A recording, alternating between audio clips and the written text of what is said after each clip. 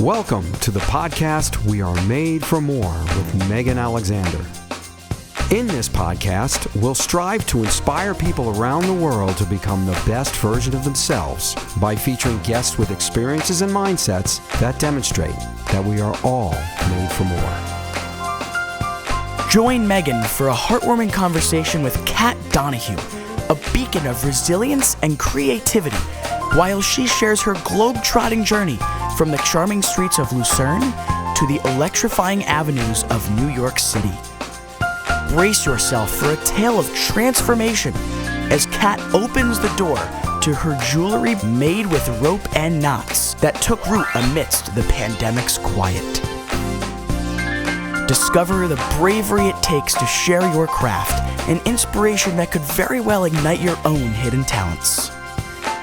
As laughter echoes through this episode, so does the wisdom of persistence and the importance of attributes such as discipline and consistency. Be inspired to overcome your fears and achieve your dreams, leaving no regrets behind. And now, hear how Cat is going for it, already well on her way to establishing her very own business. Hello, and welcome to We Are Made for More. I'm your host, Megan Alexander, and this is my podcast. And we're back. I have to say we're back because it's been a few months off from podcasting, but I am determined not to have what they call pod fade and let this podcast fade out into the universe. So I'm back with an incredible guest today, and it's a dear friend of mine, and her name is Cat Donohue. So welcome, Cat, to our show. Thank you so much. Hello. Thank you for having me. I'm super excited. Hello, darling. Hi, my sweet friend. I'm so happy to have you here. It's funny for those like possibly watching at home if you go on the YouTube channel, or for anyone that's listening and can't see this setup. We're a little bit far apart in this recording studio, but we're going to make it look natural. We're close in heart, so it's okay. We deal with that little distance. There you go. But so welcome to Cat. I'm going to share a few tidbit details with everybody about Cat before we get started on our conversation today. First of all, this is one of our first 10 episodes of this show. I want to say it may be episode 5 or 6 that's being released. We're not sure which one this is going to fall into yet, but you're in the first 10, Cat. So that's pretty exciting. I like that number. Me Nice too, and my even. dear. But Cat Donohue, you could follow her first of all on her Instagram called Smiling Knots. So that's Smiling Knots on Instagram. I hope everybody goes and checks it out. But Cat is a mother of 2 amazing young teenage sons, Jackson and Cooper. And she's married to her husband, Chris Donohue, lives here on Long Island in our North Shore coastal town. We live in a town called Centerport. It's really this just charming community on the North Shore of Long Island. And we met years back. We've been friends for a number of years now, right, Cat? Yes, we are. So a number of years through the kids, really, we met. Through the kids. Some local basketball league, I think. It was. Right? And your husband was one of the coaches, actually. Yes. I remember that. Yes. And my son, Billy, and her son, Jackson, were on this basketball team together. So we're going back when they were, gosh, I don't remember how many years ago, but. A bunch, maybe A like bunch. 8, 7, 8. Okay. It Yeah. started back then. And our friendship has grown over the years. But we're, Kat and I go on a lot of walks together. And we've really enjoyed, especially this past year, just our, I feel, inspirational conversations. And I should have asked her a long time ago, but it was like this moment of, why aren't we doing a podcast and having you on the show? Because all of our talks are just so natural, and we talk about the meaning of life. And I'm like, we've got to do this. Let's get together and talk. So here she is. And I'm glad you asked me because, frankly, I'm like, I did it. I was like, yes, I'm going to do it because you're my friend and I love this. We are made for more. I think it's so inspirational when I listen to you on our walks, on your podcast. But I was like, I'm like really an introvert. So for me, this whole situation might be a little bit like, new. Yes. But over the years, at my age, I have become a learned extrovert. Mm-hmm. So I am here and I'm doing this. Good for you. I think Yeah, that's thank you. amazing, first of all. And it's funny because some people call themselves introverts, and really, I don't know if everyone realizes this, but introvert doesn't just mean people are quiet, right? But it often means you get your energy from doing things without a lot of people around you. You know, Yes. right? Yes, I actually need often to be alone. You know, that's when I'm creative, even though that I love like the inputs from my friends or other creatives. But I need to kind of like have this space and go back. But like, just like in general, I'm not a person who likes to put herself out there. Right. So a lot of things lately I have been, you know, trying to be, just go for it. I want to be in 2024 a little bit more a yes person. Okay, I like that. So here I am. Here That's you one are. of my yeses. There you go. So bucket list, check that box. Here you are, putting yourself Right. out there on a podcast. It's going to be out in the universe. Why not? Why not? Good for you. So Kat, I want to talk, let's talk a little bit about your background and tell people a little bit about who you are before we kind of get into our fun, but your journey and, bringing it back to where you're from originally. And of course I know these things about you, but it's way more fun hearing it from you directly. Sure. Would love to. So I'm originally from Switzerland. I grew up in a medium town called Lucerne in the Swiss-German part of Switzerland. I had a lovely childhood surrounded by nature. I had wonderful parents. I have two much older brothers. So they were so much older that I grew up kind of almost like an only child.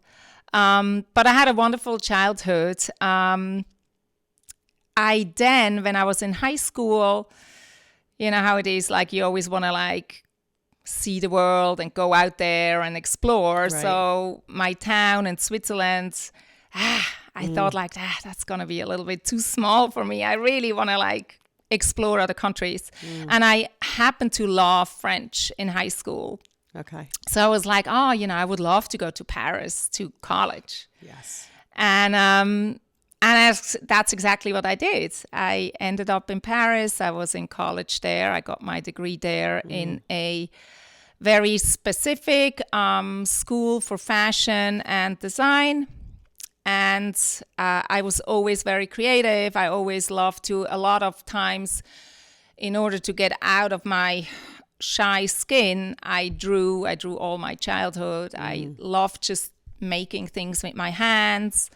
And as a young girl, I thought fashion was something that interested me. So I did that, and arts history and subjects like that. Right. So I was there. I did get my degree there, and then I didn't want to go back. Okay. So Right.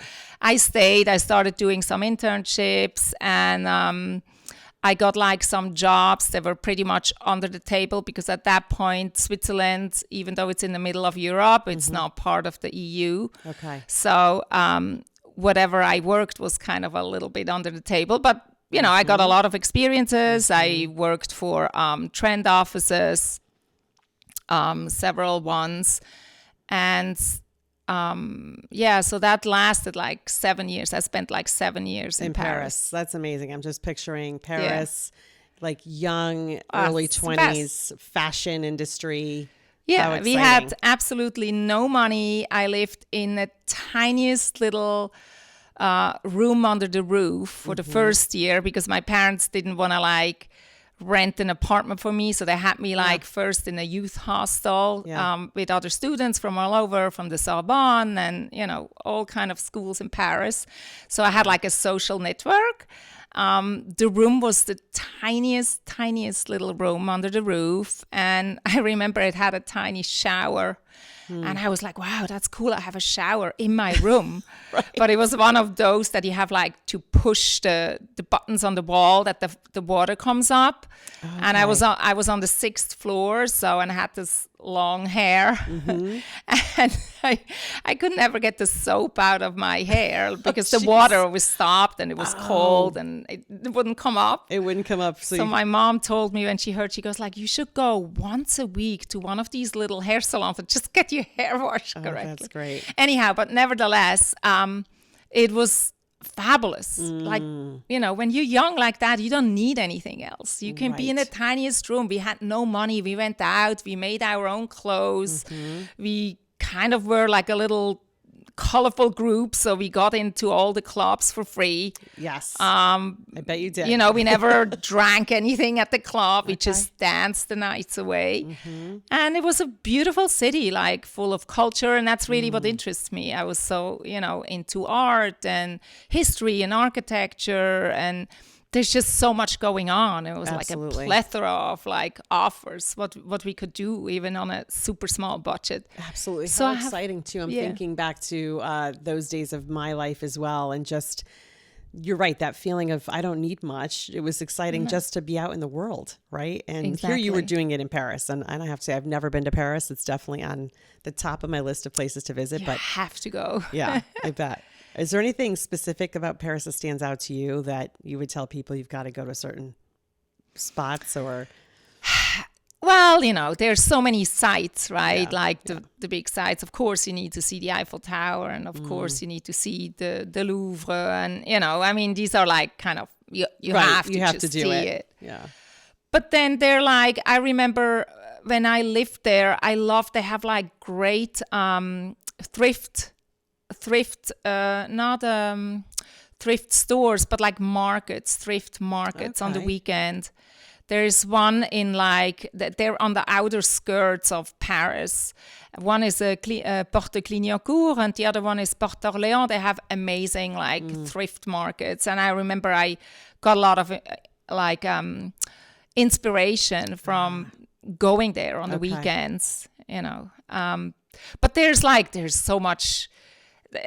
The Chinatown is fabulous there. We went there after we like handed in a dossier, like a body of work at school. That's kind of that was our treat. We would go to Chinatown and have like a meal there, you know. Very nice. There's so much theater. I mean, there's so much culture. It's endless. You could spend absolutely days and days. So, how long were you in Paris? Did you say 7 years? Like 7 years. Okay, and then what? Then what? Bring us like past that. What? Yes. Is that when you left and came to New York? Yes. So after that 7-year mark in Paris, and mind you, I never wanted to leave Paris. That was the city for me. I was in love with it. I loved the people there. I never had the urge to go somewhere else, right?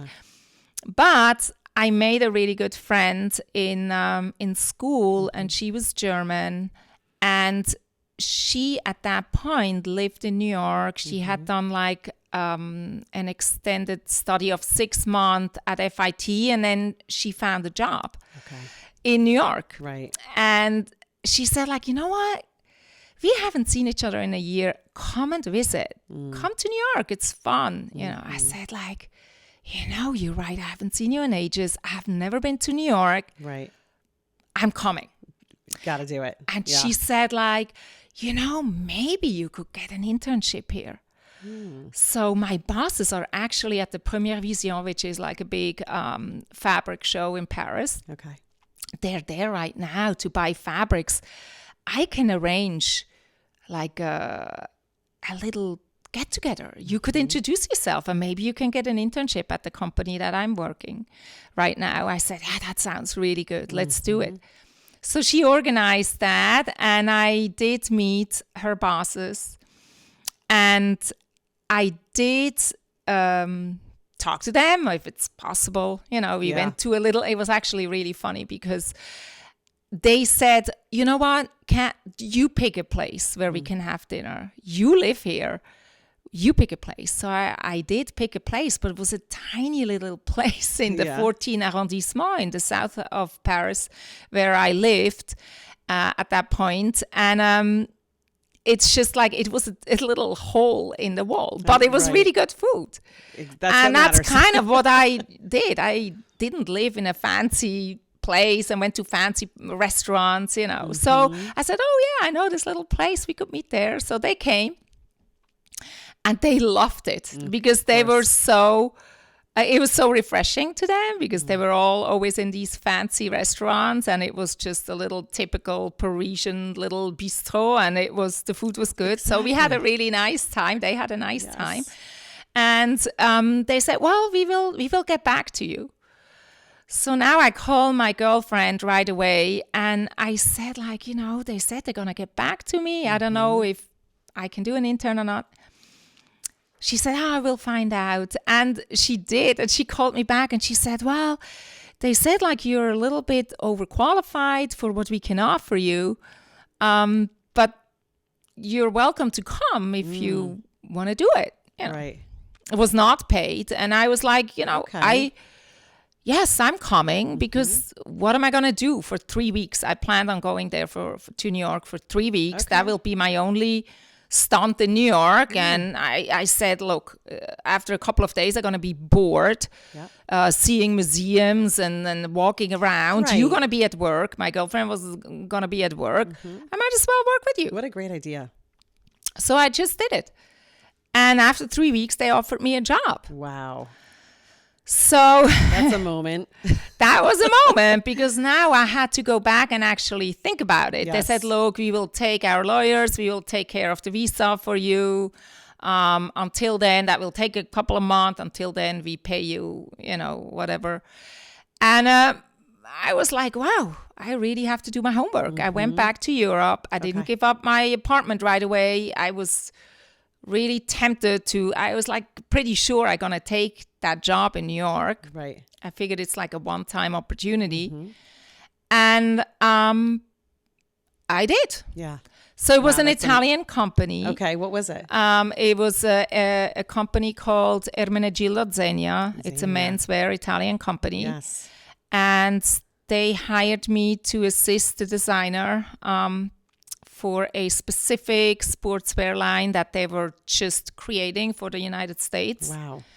Because sportswear in Europe and sportswear in America are two totally different animals. So I was a little bit lucky that I just came at the right moment where they were building the team and they just needed, you know, young people to join. And welcome into the world of luxury, high fashion brands. Exactly. So I was a little bit lucky that way. And that's how my journey started in the States. Right. Wow, that's amazing. It's incredible. And also into, like you've been mentioning, fashion, culture, the art world, it kind of all came together. Yes. Paris, New York. Yes. And it is a culture shock. Let me tell you. Tell us. I was in shock probably for a week. I have never been to the United States, and everything is different from Europe. Everything as colorful, and you have so many different countries close together in Europe.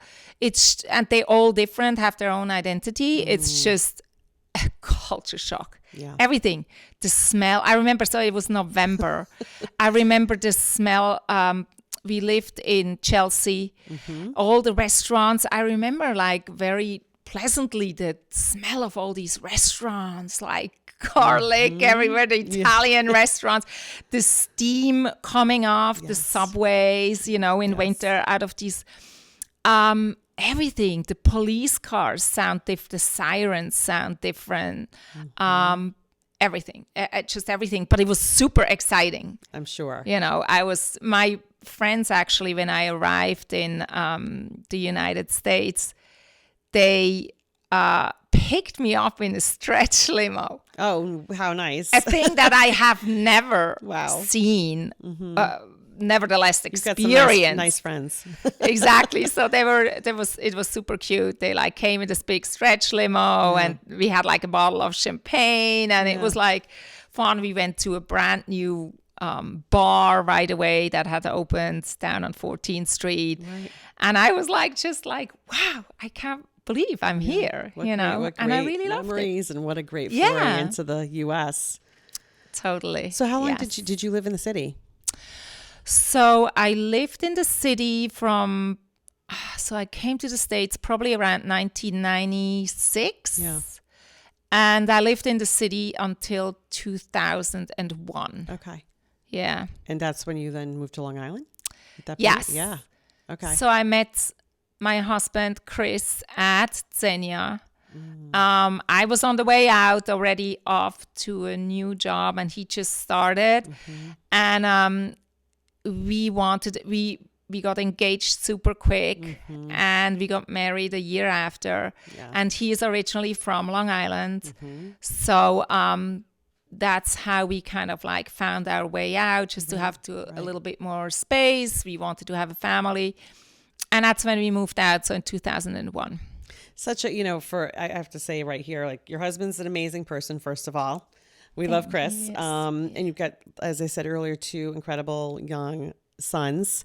Thank you. What a great story. Like, this is just so exciting to follow that journey of from Switzerland. And I know some people that call you Swiss Miss. It's such a fun nickname. Yeah. But then to go to Paris and then New York and then fall in love and come to Long Island, start a family. I mean, just here we are. So let's talk transitionally though about, you went from working at Xenia to what was next for you? Yeah, so then I worked for another Italian agent in the city, an Italian man, wonderful man, who represented a couple of different Italian brands in America. And I worked for him probably until 2004, I believe. Yeah. And I was like, so at Xenia, I worked more in design, and then for this different company, I work more in sale, because I sold my soul to sell because I knew I could make a little bit more money. Yeah, sure. And I was good at sales, but it's not really totally who I am. I'm really more a creative. Absolutely. I love the creative side of the fashion business more. So, but it was interesting. So 2004, I was already like 3 years living on Long Island. Back then, I remember I said to Chris, I said like, I'm not so sure I'm going to like Long Island because I always lived in cities. Yeah. And I'm not sure I'm going to be far away from all my friends. And he said, okay, so how about we try it out for 1 year? If you don't like it, we move back. Of course, he knew that I'm going to like it. That was a good tactic. Yeah, that was. Why not give it a try? Exactly. Yeah. So I really liked it. I loved to be closer to nature and have the water close, even though, I was commuting to the city every day. And we didn't have kids at that point. So to make new friends is maybe a little bit harder. Yeah. I think when you have kids, they just open the door to so many like social contacts.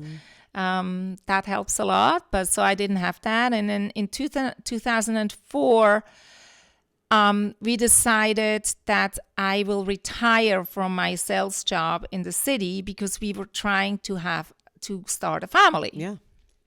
So I stopped in 2004, and I found myself on Long Island, and I found myself like a little bit bored, like, how much, house cleaning and like this and that can you do? Yeah. Exactly. I didn't really have a social network at all. So I did something interesting. What did you do?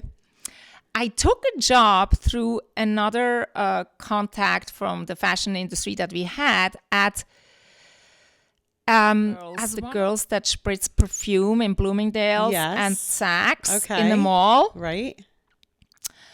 I took a job like that because I just needed to get out of the house. Okay. I do remember now you telling me this. I'd forgot the about ladies this. who like, would you like to try this new fragrance? And that was me. Wow.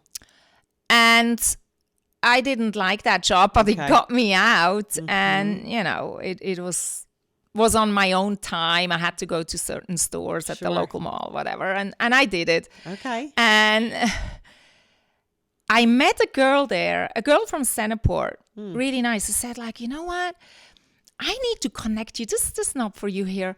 I need to connect you with my interior designer that we're using at the moment. She's in need of an assistant. I think you would be good at that. You have a fashion background, fabrics, you should meet her. Okay. So I met her and I became her assistant. Oh, then that's how it happens. Okay. Yeah. So I love that. She is a wonderful, wonderful person, very talented, amazing human being. And I got to do a lot of kind of what touched a little bit on my background. And I like to be creative with her, and she let me do that. And it's like dressing up a person. It was dressing up a room. Yes. And I felt more at ease doing that. So I worked with her for a couple of years. Okay. And this was still now before you had kids? Yes. Okay. So now I got married in 2001 and we had our first son, Jackson, in 2007. So it took us, as you can see, it took us a long time. Yes. But, it was worth the wait. Absolutely. But then as I became a mom, then again, my life switched, right? We tried in the beginning to have me still work with this interior designer, with the baby being there, but it's just, it was getting harder and harder. As they get bigger and more mobile, it just becomes not feasible. So I stopped, and then I really plunged into being a mom. And I wanted to be a mom for so long, and finally I was a mom. So, and I enjoyed it, I really, truly, truly did. Was it hard for you to let go of doing some of the creative things, or no, because now you're being fulfilled as a mother? I really was. It wasn't, at that point, it wasn't really hard for me to let go, because I was really doing what I wanted to do for so long. Right. Just being with my baby. That's so wonderful. Yeah. So I really loved it. And through having children, you do find a different type of network of new friends and other moms in similar situations. So I really enjoyed doing just that. And it's everybody who says, well, you don't have a job, you're a stay-at-home mom. Right. What does that feel like when you hear that? Yeah, not that people would say it like that, but sometimes you could kind of tell in their body language, oh, okay, you don't have to work, everybody who is a mom knows that it's probably the hardest job that we ever do. Absolutely. And the most meaningful. So it really, I was full just being a mom. And it's not easy. My husband traveled a lot for business, so I was often like a single mom for weeks at end. Yeah. And, it's not easy, but I had wonderful support from my in-laws that live in St. James, just 20 minutes from here.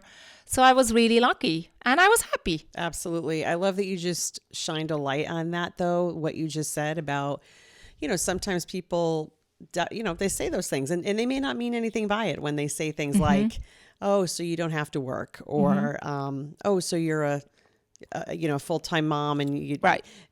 And again, like I said, maybe they didn't mean it a certain way, but it can come across a certain way sometimes too, right? When it's said. But the other side of that is what a gift to be able to be a full-time mom. And you're also right. Like, I'm also a mother, so I could say hardest job in the world. For a mom could say that, right? Yes. And so meaningful. So absolutely. Yeah. I don't regret 1 minute of it. Yeah. Yeah, it's a blessing. And you and I are both now going through the college search for our kids. So we talk a lot about that too, and we'll say that the kind of stages of life change, right? And absolutely, now they're teens. So to kind of flash forward a little bit, at what point, and I want to tell everybody about the business that you're doing now, which we started here by saying Smiling Knots on Instagram. So please head over there and check out Kat's page. But she does incredible, I'm wearing it now, but incredible knot jewelry. And I personally am such a huge fan of this. I wish I could be a bigger influencer, maybe someday, because I just feel it's so unique. It's so beautiful, dramatic, soft elegance. And this has come from creations that you started out of the pandemic. So here I'm on my little soapbox right now talking about Kat, but let's talk about how you got into this knotting jewelry. I know it started with macrame, but can you talk a little bit about this? Well, first of all, off the bat, you are one of my muses. Thank you. I mean, you just perfect. Thank you. For the jewelry that I create. You inspire me. I often have you in mind. I'm like, would that look good on Megan? Thank you. I think it would. So let's go with it, you know? So no, truly, like all my clients, I appreciate it so much that they are wearing my things. And then there's certain clients that really spice things up and inspire me so deeply, and you're one of them. Thank you for wearing my little creations. My pleasure. So how did I come about this? It started it started in the pandemic at 2020. And I was just desperate with these kids at home. They were on the screens. They had to be on the screens all the time, right, for school. And I tried desperately to get them off for little segments of the day. Yes. And I had funny enough, I had material in the basement, like ropes and things like that, that a couple of years prior to that, I actually had started trying to do a couple of jewelry attempts with these ropes, but it didn't lead anywhere. I kind of let it go again. I just left it there. I figured, keep it. Maybe one day I will drag it out again. And I did. So we did I was like, I have this stuff in the basement. Let me take this rope up and let us make a little bracelet. Even if it's half an hour, they do something with their hands, because I feel the kids do so much on these iPads and everything. They lose the ability to really use their hands, their fingers to craft something. So I tried to get them away from the screens, which I did. And then that was it. Half an hour, they were good sports. They said, okay, let's do that. And then they were done with it. And I just kept on going. So what I did, it really became a therapeutic moment in my day during the pandemic. Okay. When the kids would watch a show or something in the evening, I would just start nodding. I would look up a couple of YouTube videos, and there are great ones out there for anybody who wants to start macrame or do the art of nodding. There are great videos out there that easily are findable. So I did that. And what I did is I took sticks that we found on our family walks. Like everybody, right? We just left the house just to get outside into nature and get everybody outside. And we did walks, family walks. Yep. Stony Brook, Comset, local walks every day. And I would just pick up sticks. And I would draw little smiley faces at the beach, in the sand, or I would, collect little acorns and make little smiley faces. It was just such a dooming moment that it was. I just wanted to put a little smile out there. And I'm getting there, because Smiling Knots is my Instagram page. Yes. So that's I'm getting there where this is all coming from. So these smiley faces would be out in nature with rocks, acorns, whatever.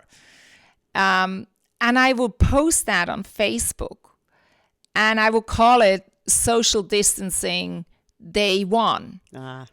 Where we went for a walk, and the little smiley face drawn in the sand at the beach or wherever we were. And so this smiley face stayed with me. I just wanted to smile. I just wanted to put something positive out there. So I took the sticks from the woods home, and at night I would just start making wall hangings with macrame knots that I taught myself from YouTube. Right. And I would post them. And people, very quickly, people would be interested in buying them. I'm like, oh, do you sell them? This is pretty. I like it. Can we buy it? I'm like, somebody wants to buy this? Okay, you would like to have it? I would love to make one for you, or you can buy it. So I would sell it, and then I would give a percentage back to the local hospital. Oh, wow. So that was like a nice. feel-good thing. I Yes. felt good that somebody finds joy in my creation, and then I would give something back, and it was just a feel-good thing. Right. And so that's where kind of the smiling knots come from. Okay. It really is born during the pandemic. So not too long ago, like in 2020. 4 years Yes. ago, like this month, actually. It was... Exactly. I can't believe it. And even just hearing you say social distancing day one, I haven't heard that in so long. I'm Exactly. like, wow. Do you remember But that? it brings it all back. Yes. I Yes. thought we'd never get away from that, to be Right. honest. So, Right. but yeah, some Thankfully memories we here. did. Thankfully we did. Yeah. But I also got one of your macrame designs as well. Yes, This you did. beautiful That's wall right. art. And those really took off, though. Like that started a certain way. Like when you, for those of you that check out her page, you could scroll back and see where it started. And then next thing you know, you would introduce neon into it. Or Right. all of a sudden, like the creative, juices were going. Totally. Right? Yes. Then I would start experimenting with color. I just love trying new things, Yeah, things that I never did before. So then I was like, oh, let me dye the yarns, let me dye them with turmeric or turmeric. Let me dye it with onions. Let me dye it with all interesting. kind of like different natural things Yes. because we all had time at home. So I would experiment with dyeing wooden beads or the rope with color. Actually, this is a good moment for me to tell my producer that's in the room, my husband, if he has that photo, I'm sure he already put it up there. But we have a photo of this too. Yes, to show yes, some of I've these things. Your napkin rings, right? Exactly. Yes. So then I was just like exploring into different categories, right? And as I said, I had tried to do some necklaces years ago. So I was like, you know what? Let me try this again. So I tried it, and then that people kind of like started, oh wow, this is cool, this is really unique. And then I had made a friend that is in the jewelry business and has her own fabulous brand, Lulu Frost. So she became a friend of mine, and then we had this creative energy going, and I said to her one day, maybe you want to do a little collab with me in terms of jewelry. And she kind of like introduced me more and more into this whole world of jewelry. Yes. I was kind of more a plain girl. I always wore a watch and my wedding band. I was never really a jewelry girl, and I must say I'm really into it now. Yes, As you can I taste, can sometimes tell. more is more, right? Okay, we gotta pause for one moment. Kat and I have this thing. We sometimes say more is more. Some people say, well, less is more. Well, sometimes, Kat, less is more. Yes. Right? We agree. Absolutely. But Yes. sometimes more is more. Sometimes more is more, sometimes less is more, sometimes, like your daughter said earlier on, sometimes less is less. Yeah. It depends but on it the depends. moment and the mood and Yeah. what works for you and brings into the mind. We had dinner one night with another dear friend of yours. And what did she say? She said, I'm a minimalist. And I said, I love that. And I said, I'm a maximalist. She's a minimalist, but she does This is wear with Katrine. my jewelry. Katrine. Like she's a great muse also. Yes, she is. And we're all different. but we're all different. And that's what I like about jewelry, because you can just express your personality. You can express a certain mood that you have that day, or a certain energy that you want to like bring out to the world with color or texture. Right.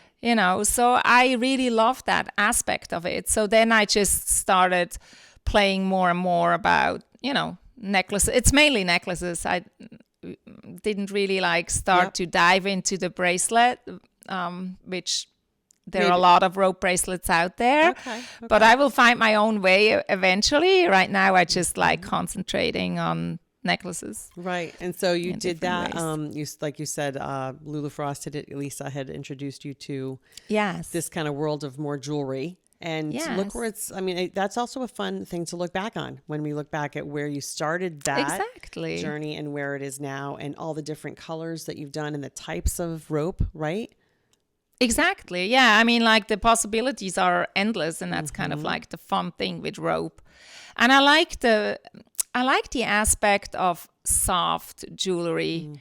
You know, when you think jewelry, you think usually metal, right? Chains or all kind of different metals. And comes a certain, like a hard texture with that. Right. So I kind of like love to play with jewelry with soft materials, soft jewelry. And actually the piece that you're wearing today has a little metal aspect on it, right? Yes, like it has, I just started doing like metal transfers on them. So it's like a metal sheets that are heat like transferred. Exactly. So you have that little metallic hard look, but yet it's soft and malleable. And absolutely. So where do you want to take this business? What's on your mind about it? Where's it headed? You know, it's I'm going for it, Megan. I'm going for it. Love it. I'm really excited to say that I started the process of getting my LLC going. Good for you. So that's kind of a big step for me. It's a little bit scary, but you know what? Again, my 2024 motto is yes, and why not? And why not? And I don't want to regret anything. I have been thinking about this lately.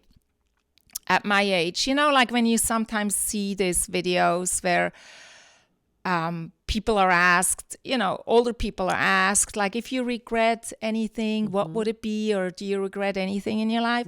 And I don't know, it kind of like resonated with me, this question. And I'm like, you know what? I don't want to regret at the end of the day of my life and say I didn't give it a shot. Yes. So I'm going to give it a shot. Good for you. And I'm going for it. So I love it. I love, like, even in that moment, you just brought your energy into it. Did you feel that? You're like, I'm going for it. I'm doing it. There's like a shift in the room. Yes. I'm like getting goosebumps. Oh. And those are some of the moments that I feel that we have on our walks together where we inspire each other and we say, what are we here to do? What are we here to do? And yes, we've been here too. Like, you know, you had your life in Switzerland and then, you know, Paris and New York City and Long Island and as a mom, and those things are all still part of your journey. Right. But look at what is coming next. Like there's this next chapter and you're going to have kids that go off to college and you know, you don't want to have regrets. You want to do it. And what do you think holds people back? Like that's some stuff that you and I talk about. Like, I think people are just scared. I think people are scared of failure. Yeah. You know, I mean, people are also like, I think generally speaking, and I'm one of them, people are a little bit procrastinators. Yeah. Yeah, okay, I want to do it, but there is always tomorrow. I can do it tomorrow.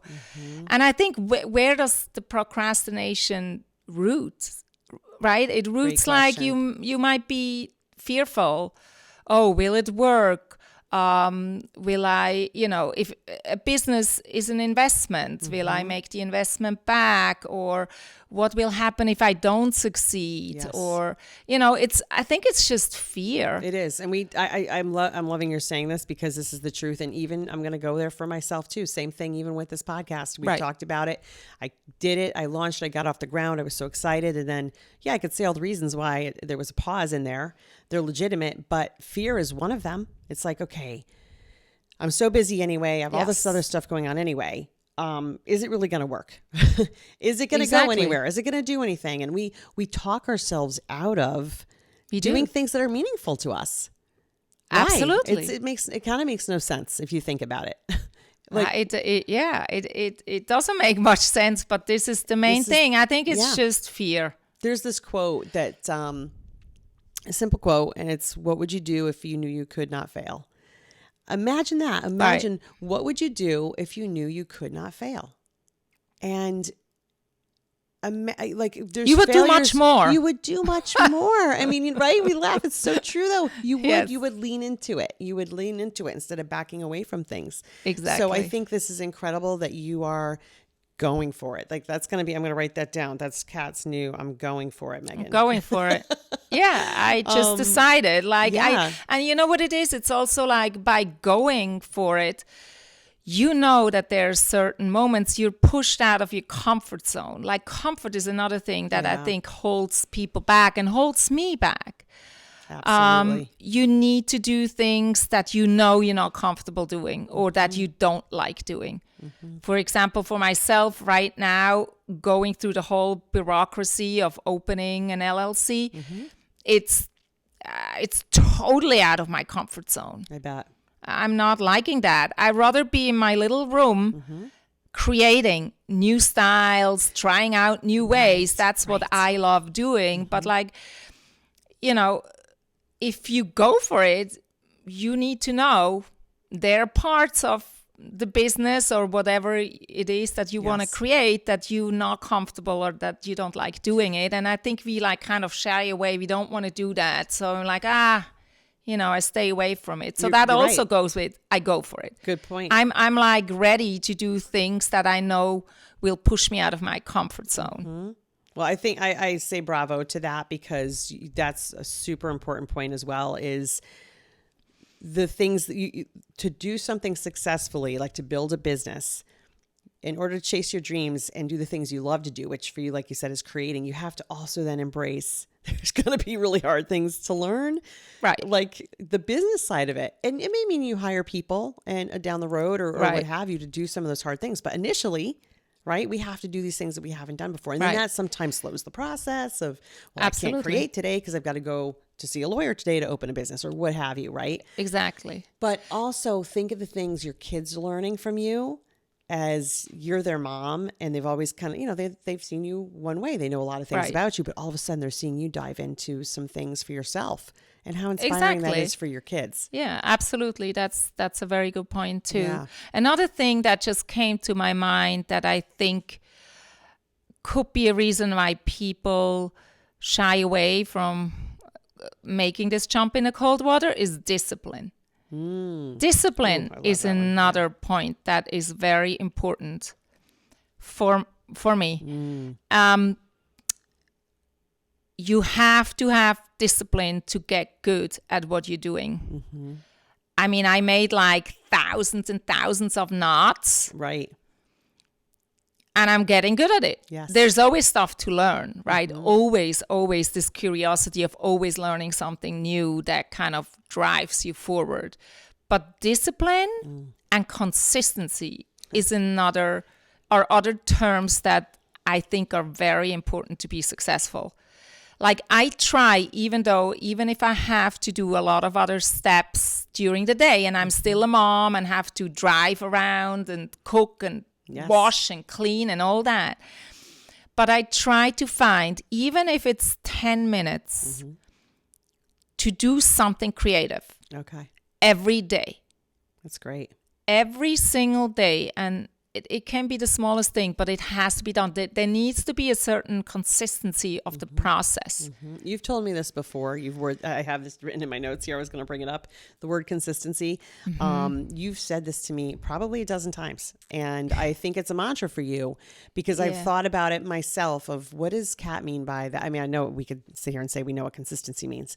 But here's the thing I'm going to tell you that I've noticed about you is you continue to post on your Instagram page. Like, even if you don't have all of the pieces solved yet or figured out what's down you don't even maybe know all the stepping stones that are in front of you, but your consistency shows up over and over again because you still put your material out there. And it tells people, here I am. I'm doing this. I'm creating this. This is going to catch, and it catches on. So I have learned from you in that way because trying to build this own brand of mine. And sometimes I'll say, well, gee, maybe I shouldn't put another reel out there. But I watch you do it, and I'm like, no, you got to put yourself out there. You do. And you're doing a great job, by the way, Well, too. thank I you. really love all your reels in the car, this, that, whatever. I always get something out of it. So please keep on doing it. Okay. My kids tease me about it, by the way, but that's another story. That's all right. Yeah, that's It's okay. That's okay. I think, like, look, for example, yes, you're talking about Instagram. That's like the platform I'm using. Mm-hmm. And that's out of my comfort zone, believe me. Mm-hmm. I'm like a tech dinosaur. This is very hard for me. It's really hard for me. But I'm trying, and I know it's far from being perfect. But like, you're right. I had another friend a week ago tell me, like, you're working a lot. You're bringing out a lot of stuff. I said, why do you think? She goes, you're posting like every day. I see something different. This shows you put a lot of time and work into this. Yes. Which I try to do like every day what I can. And but yeah, you're right. It's a consistency. Mm-hmm. Mm-hmm. It's a consistency. You need to just keep on plugging at it. It is. And so, again, we're going to have bullet points after this. What I love about AI, let's talk about AI for 1 second. What I love about AI is it's changed the platform for people to be able to do the things that we're doing right this minute. For my first podcast, Kat, I sat and wrote like the copy for my first guest. It had after the show, you watch it back, of course, and a couple of times. And you take out all the good bits and you write it down. And it's something that I love to write anyway, but it's time consuming. And when you have a lot of other things to do, it's like, okay, if there could be something to come in and do that work for you, and AI is one of them, why am I bringing it up? Because AI is going to come back and write this episode for us so that we could put it out there to have everybody have the good bits of like, hey, here's what's coming in this conversation with Kat and Megan. Can't wait. And these are going to be some great tips, like get out of your comfort zone. Having discipline, going for it, consistency. These are words that really stand out. And I'm so glad we did today. And I don't want to end the show without talking about something else, which is this. People have heard me say it already, but we are here today, everybody, with the guest that taught it to me, which is your vibe attracts your tribe. This is from you. That's a good one, no, right? No, this is from you. Yes. I did tell you that. Yeah. Yes, I love that one. Yes. And it's true. I love that one. Just surround yourself with people that bring you good energy and that people that it's not a one-way street, that it goes both ways, and just like, people have the same vibe. Just enjoy. Yeah. And be selective. Be selective. At my age, I'm selective. Yeah. And you have to I be. like to be pleasant and friendly to everybody. That's just the type of person I am. I'm kind of a lover, not a fighter. I like to have harmony and love and everybody has a good time. But you can't spend really quality time with everybody. You can't. We just don't have the time. So just be selective and choose the people that inspire you, people that you feel comfortable sharing your best moments and your worst moments, and Absolutely. I love that one. You're one of them. You're one of my tribe, and I'm so lucky and happy that I'm part of your tribe. I feel grateful for you. Hope. I really do. So before we close today, how could people purchase your beautiful designs? Yeah, so right now it's just like on DM on Instagram, but like hopefully, I want to say realistically speaking, maybe by the very beginning of summer, I will have like a buying platform on Instagram linked with my own website, and it will be really exciting. So then it will be easier for people to do so. But for now, people just reach out, DM me, and I'm more than happy to create. I love bringing happy energy to people. I love to bring a smile to people. So I love it too, and that's why it's called Smiling Knots. Yep. I say we, the show. I am so grateful that you came and spent this time with me today. Thank you so much for bringing your energy and your wisdom and your beautiful story. I hope everybody enjoyed it. Thank you so much for having me. Thank you. And we are all made for more. We are all made for more. Thanks, everybody. Peace out. Well, that's it for today. Thank you for listening. If you like what you heard, bookmark this podcast and follow Megan on Instagram. Okay, now for the disclaimer. This podcast is solely for educational and entertainment purposes. Megan is not a licensed therapist, and this podcast is not intended as a substitute for a physician, professional coach, psychotherapist, or other qualified professional. Goodbye, everybody.